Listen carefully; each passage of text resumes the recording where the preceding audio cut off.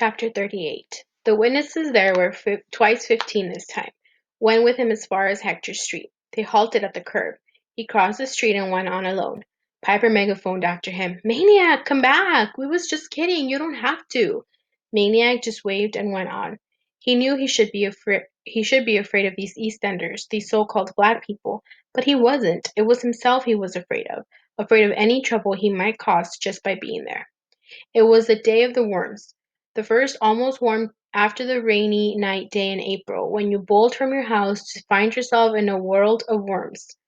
They were as numerous here in the East End as they had been in the West. The sidewalks, the streets, the very places where they didn't belong, forlorn marooned on concrete and asphalt, no place to burrow, April's orphans. Once, when he was little in Hollidaysburg, he had gone along with his toy wheelbarrow, carefully lifting them with the borrowed kitchen fork until the barrow was full, then dumped them into Mr. Snavely's compost pile. As sure as the worms followed the rain, the kids followed the worms. West End, East End, they had poured from their houses onto the cool, damp sidewalks, and if they gave the worms any notice, it was only when they squashed one underfoot. So as Maniac moved through the East End, he felt the presence of not one but two populations, both occupying the same territory, yet each mindful of the other, one yelping and playing and chasing and laughing, the other lost and silent and dying by the millions. Yo, Fishbelly! Maniac snapped too. He glanced at a street sign. He was 4 blocks from Hector, deep in the East End. Mars Bar came dip-diving towards him. Taller than before, bigger, but still scowling. Hey, Fish, thought you was gone. Maniac turned to face him fully. Marsbar did not stop till he was inside Maniac's phone booth of space. Inches from his face, they locked eyes.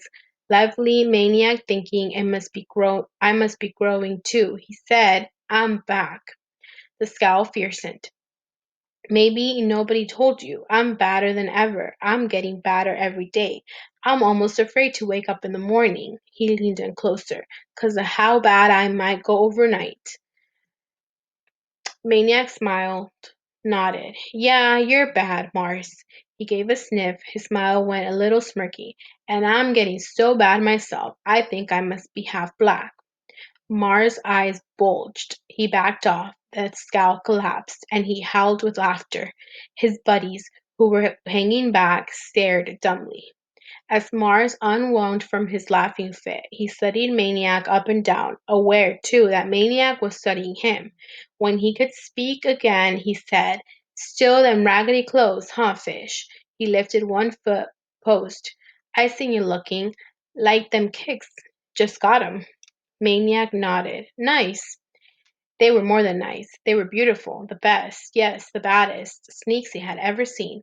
Way better than anything Grayson could have afforded. I forgot to tell you something else, too, Fish. What's that? I'm fast. I'm mean. I'm faster. I've been working out. Got my boss kicks. He sprinted in place, arms and legs pistoning to a blur. He stopped. He jabbed a finger at Maniac's nose, pressed it, flattening the soft end of it. See? Guess you were right. Now at least you got a black nose. He laughed. They both laughed. Everybody laughed. Then Mars turned scowly again, saying, But you ain't black enough or bad enough to beat the Mars man. We're gonna race, honky donkey. The race was set up on Plum Street, the long, level block between Ash and Jackson.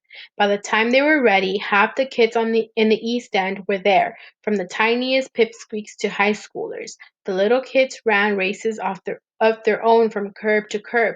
The bigger kids shouldered blasters and dug into the lanes for coins to bet with. For the first time since last fall, mothers opened windows and leaned out from second stories. Traffic was detoured from both ends of the block. No one could find straight to the finish, for a second-story mother dropped down a spool of bright pink thread.